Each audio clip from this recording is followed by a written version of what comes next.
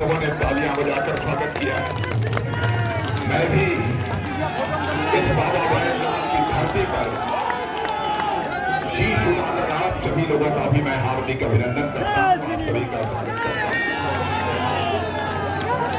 आज भी मैं आया हूं तो निशिकांत की दूरी के लिए मेरे भाइयों में कहना चाहता हूं, निशिकांत दूबे जैसा सांसद आपको मिला है, इसके लिए आप सभी बहुत ही सौभाग्यशाली हैं।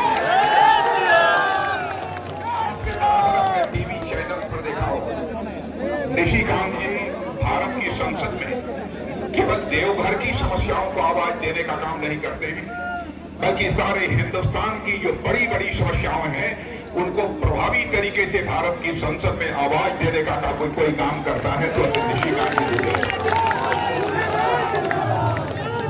मोदी जी के नेतृत्व में सरकार पिछले 10 वर्षों से काम कर रही है। कोई कह सकता है बहुत सारे काम हो गए, कुछ छूट गए, इस सच्चाई को नकारा नहीं जा सकता, लेकिन इस सच्चाई को कोई नकार नहीं सकता है कि अंतर्राष्ट्रीय जगत में मोदी जी के प्रधानमंत्री बनने के बाद भारत का कद ऊंचा हुआ है। मेरे बहन भाइयों, अंतर्राष्ट्रीय मंच पर भारत कुछ बोलता था तो भारत की वक्तव्य को जितनी गंभीरतापूर्वक लिया जाना चाहिए नहीं लिया जाता था, लेकिन आज अंतर्राष्ट्रीय मंचों पर भारत कुछ बोलता है तो सारी दुनिया कान खोलकर सुनती है कि भारत बोल क्या रहा है। हमारा यह भारत दुनिया में 2004 में 11वें स्थान पर था।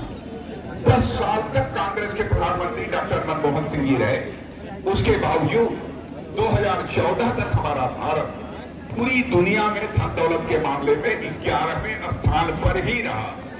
1-2 पॉइंट भी ऊपर जंप नहीं करना है, लेकिन मोदी जी ने करिश्माई काम किया है।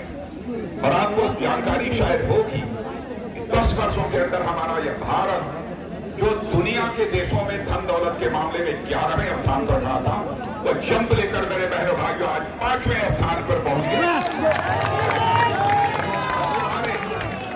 दुनिया के बड़े बड़े अर्थशास्त्री और फाइनेंशियल फर्म्स इस बात का दावा कर रहे हैं कि सर्वाधिक तेजी से आगे बढ़ने वाली अर्थव्यवस्था किसी देश की है तो भारत है। यानी सर्वाधिक तेजी से धनवान यदि कोई देश हो रहा है तो भारत है।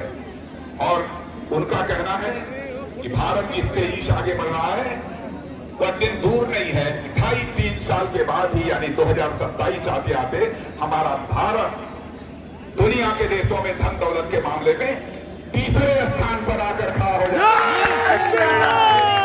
अमेरिका और चीन के बाद तीसरा देश इस दुनिया में कोई होगा कि हमारा भारत होगा। बहनों भाइयों, ये हम लोगों के लिए बड़ी गर्व की बात है। एक घटना की जानकारी आपको देना चाहता हूं। आप लोगों को मालूम होगा, रूस और यूक्रेन के बीच 2 वर्षों से लगातार युद्ध चल रहा है। बराबर उधर से भी मिसाइल, बम, गोले तो सब चलाए जा रहे हैं, रूस की तरफ से भी यूक्रेन की तरफ से भी। लेकिन जब यह लड़ाई शुरू हुई थी दोनों देशों के बीच, तो हमारे बहुत सारे भारत के बच्चे, कोई वहां मेडिकल की पढ़ाई कर रहा था, कोई इंजीनियरिंग की पढ़ाई कर रहा था, कोई मैनेजमेंट का कोर्स कर रहा था। उनके माता पिता जो यहाँ भारत में रहते थे उनको इस बात की चिंता हुई क्या होगा हमारे बच्चों का। कोई बम मिसाइल आकर गिर गई तब तो हमारे बच्चों की जिंदगी चली जाएगी। तब वह रोड आंखों में आंसू लेकर वो लोग हमारे प्रधानमंत्री से मिले और उन्होंने कहा, मोदी जी चाहे जैसे भी हो हमारे बच्चों को आप यूक्रेन से बाहर निकालिए। बहनों भाइयों, आपको आश्चर्य होगा, प्रधानमंत्री ने वहां के रूस के राष्ट्रपति मिस्टर पुतिन से बात की और यूक्रेन के राष्ट्रपति मिस्टर जेलेंस्की से बात की।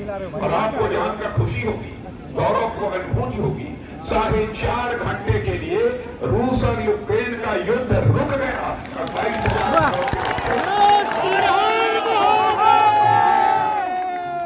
भारत लगातार तेजी के साथ आगे बढ़ रहा है। लोगों के द्वारा तरह तरह की अफवाहें फैलाई जा रही है।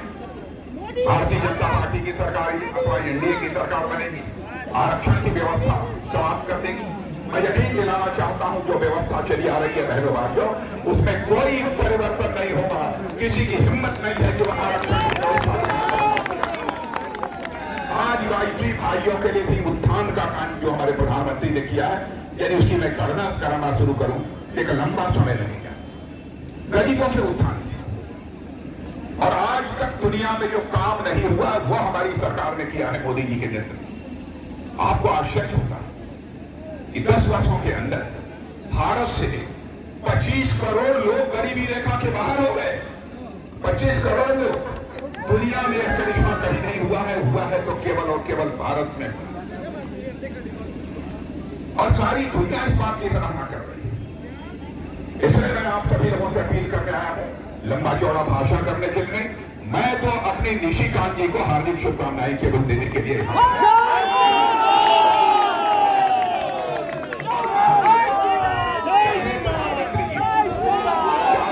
चाहे प्रधानमंत्री, चाहे हम लोग, चाहे कोई भी, जब कभी कोई मुद्दा, गंभीर मुद्दा संसद में यदि पेश होता है, यदि तलाश किसी सांसद की जाती है तो आपका सांसद है निशिकांत दुबे।